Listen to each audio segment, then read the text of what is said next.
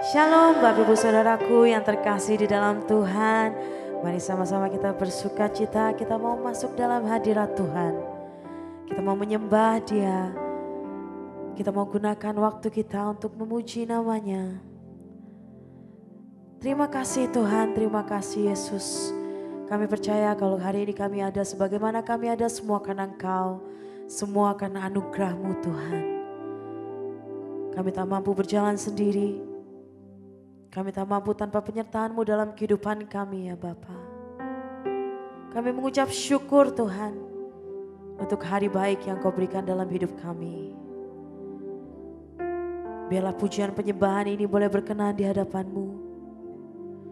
Boleh menjadi persembahan yang harum bagi nama-Mu Tuhan. Ini kami ya Bapa. Mari sama-sama nyanyikan. Mata kami tertuju padamu, kekuatanku hanya di dalam-Mu,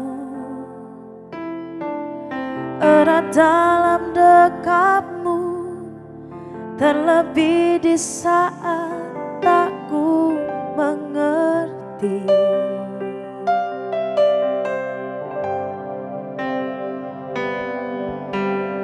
Pilih untuk tetap percaya. Ku pilih untuk tetap menyembah-Mu. Kau pernah menolongku. Kau punya 1000 cara untuk angkatku. Mari nyanyikan dari hatimu. Mata kami tertuju padamu,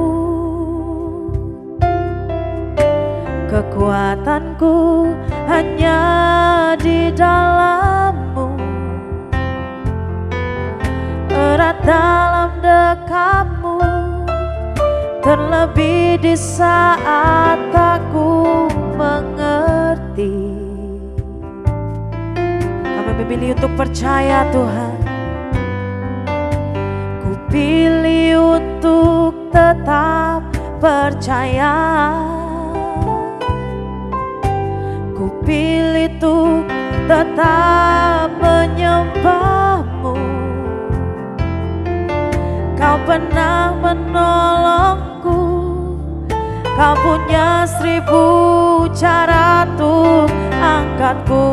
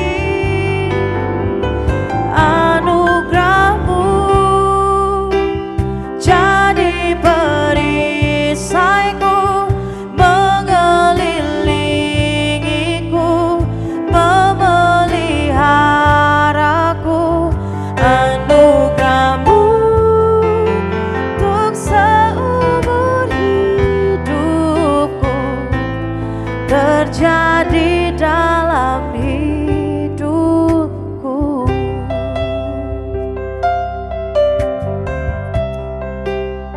Ya Tuhan, mata kami tertuju padamu, kekuatanku hanya di dalam-Mu, erat dalam dekap-Mu. Saat kami tak mengerti, kami percaya Engkau Tuhan. Kami memilih untuk percaya. Ku pilih untuk tetap percaya. Ku pilih untuk tetap menyembah-Mu. pernah menolongku, Kau punya 1000 cara tuh angkatku.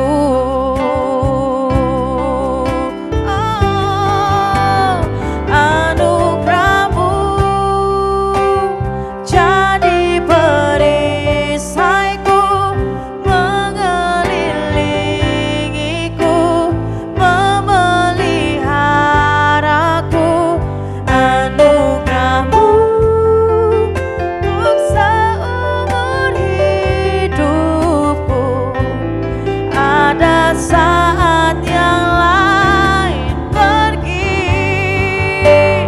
anugerah-Mu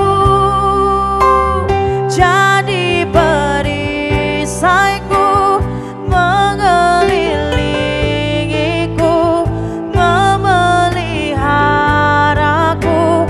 Anugerah-Mu untuk seumur hidupku terjadi dalam hidupku.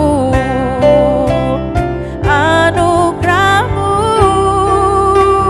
jadi perisaiku, mengelilingiku, memeliharaku. Anugerah-Mu untuk seumur hidupku. Ada saat yang lain pergi, anugerah-Mu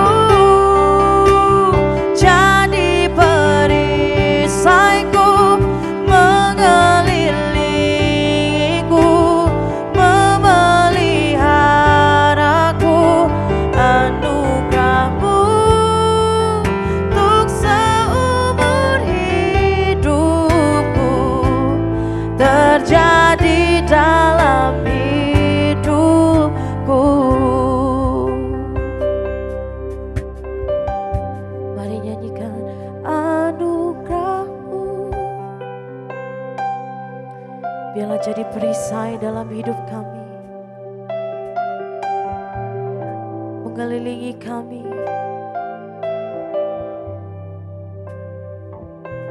Saat keadaan sedang susah, kami memilih untuk percaya Tuhan. Kami memilih untuk berserah kepadamu. Anugerah-Mu ada saat yang lain pergi. Anugerah-Mu ada terjadi dalam kehidupan kami.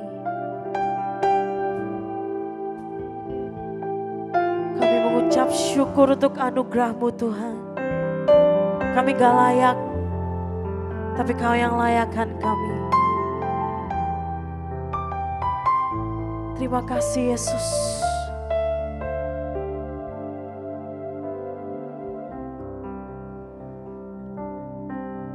Terima kasih Tuhan. Anugerah-Mu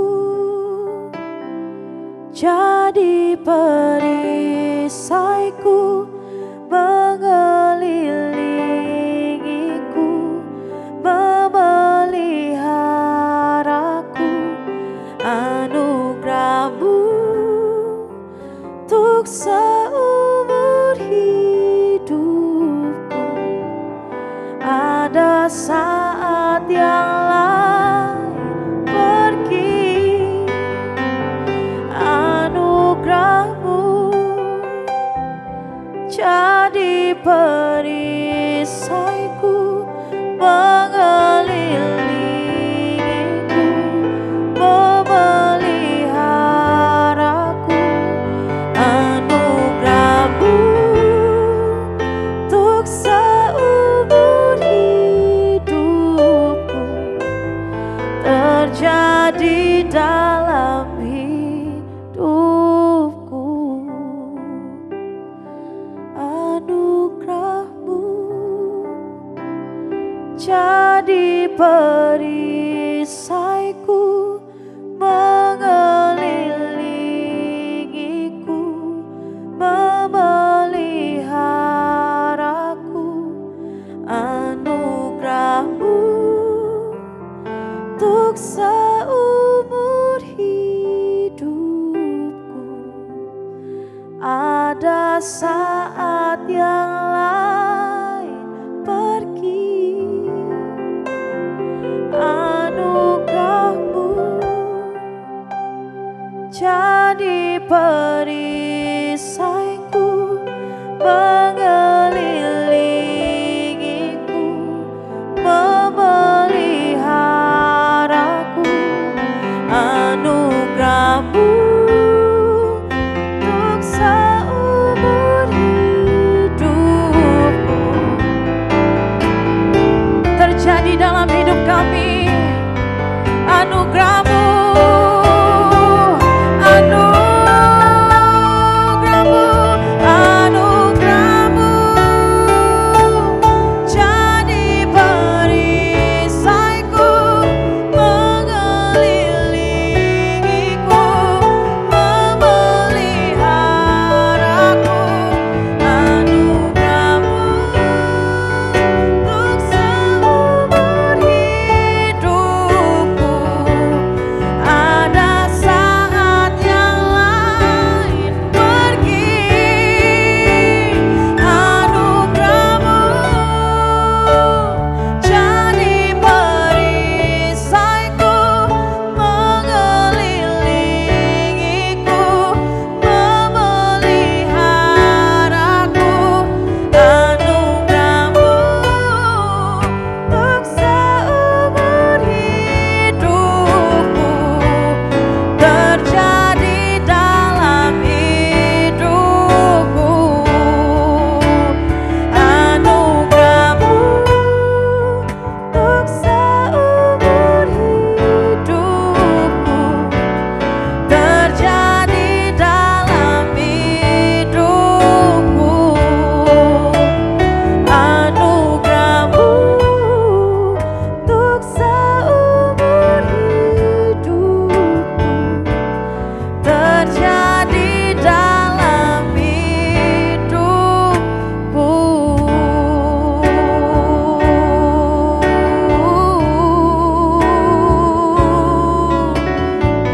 Anugerahmu besar bagi setiap kami.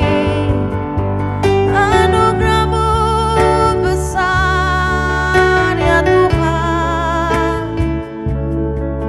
Kami tak layak, kami tak layak. Semua karena kemurahan-Mu Tuhan. Semua karena kebaikan-Mu Tuhan.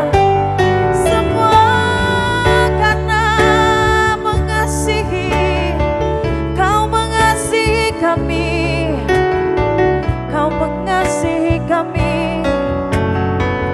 Haleluya, haleluya.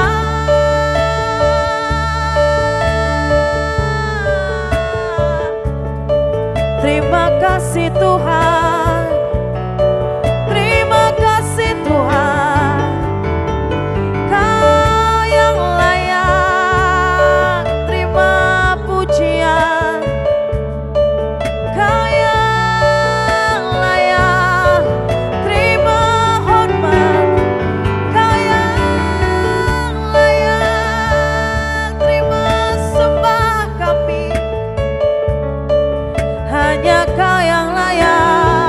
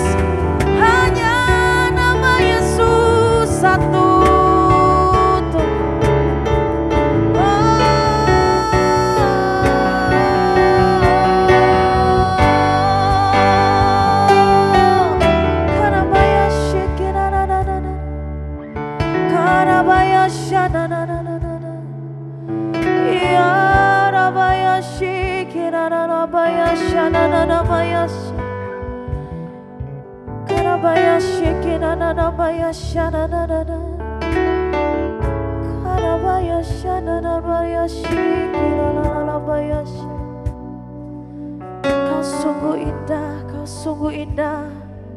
Kau yang termulia, kau yang termegah, kau yang terbaik. Hanya kau Tuhan, hanya kau Tuhan. Pujaan hati kami, kekasih hati kami, yang tak pernah kecewakan, yang tak pernah meninggalkan, selalu ada bersama kami. Allah satu-satunya,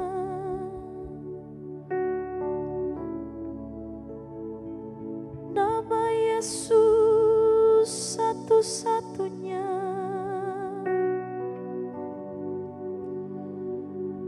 Hanya Engkau satu-satunya.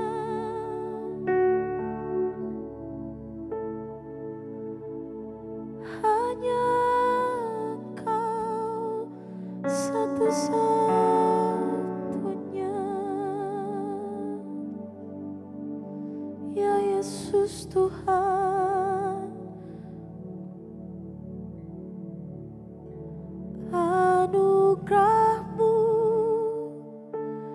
jadi perisaiku, mengelilingiku, memeliharaku.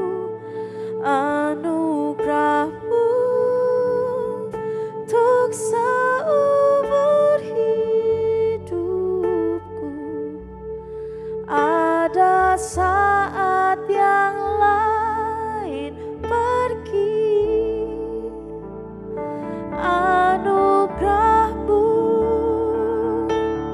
jadi perisaiku, mengelilingiku, memeliharaku. Anugerah-Mu untuk seumur hidupku terjadi dalam hidupku. Anugerah-Mu untuk seumur hidupku terjadi dalam hidupku. Anugerah-Mu untuk seumur hidupku terjadi dalam hidupku.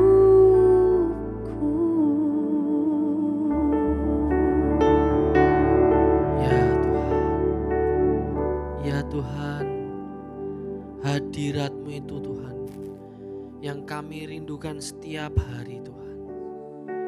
Kami mengucap syukur memiliki Tuhan yang sungguh mengasihi kami. Kami ini siapa Tuhan, sampai Engkau rela mati buat kami, menebus dosa kami. Kami ini hina Tuhan, tapi Engkau mau mengambil kami menjadi sesuatu yang Engkau cintai Tuhan. Tuhan, terima kasih buat kasih-Mu, buat hadirat-Mu Tuhan. Kami rindu untuk terus mendengarkan nasihat firman-Mu Bapa. Kami rindu untuk terus Engkau pimpin hidup kami, supaya hidup kami ini serupa dengan Engkau dan menjadi berkat buat banyak orang Tuhan. Tuhan, saat ini buka hati kami Tuhan, isi dengan firman-Mu, supaya firman-Mu itu masuk dalam kehidupan kami, bertumbuh dan berbuah Tuhan. Terima kasih Bapa, kami siap mendengarkan firman-Mu di dalam nama Tuhan Yesus. Haleluya. Amin. Shalom Bapak Ibu kekasih Kristus dimanapun Bapak Ibu berada. Saya percaya Bapak Ibu terus dilindungi sama Tuhan, disertai terus, dijagai terus, dan berkat Tuhan terus mengalir dalam kehidupan Bapak Ibu. Hari ini saya rindu membagikan firman Tuhan yang saya ambil dalam Matius 25 ayat 1 sampai 13. Banyak dari kita sudah tahu tentang hal ini, perumpamaan tentang gadis yang bijaksana dan gadis yang bodoh. Saya bacakan untuk saudara-saudara. Ayat 1 sampai 13. Ayat 1. Pada waktu itu hal kerajaan surga seumpama 10 gadis yang mengambil pelitanya dan pergi menyongsong mempelai laki-laki. 5 diantaranya bodoh dan 5 bijaksana. Gadis-gadis yang bodoh itu membawa pelitanya tetapi tidak membawa minyak. Sedangkan gadis-gadis yang bijaksana itu membawa pelitanya dan juga minyak dalam bulir-bulir mereka. Tetapi karena mempelai itu lama tidak datang-datang juga, mengantuklah mereka semua lalu tertidur.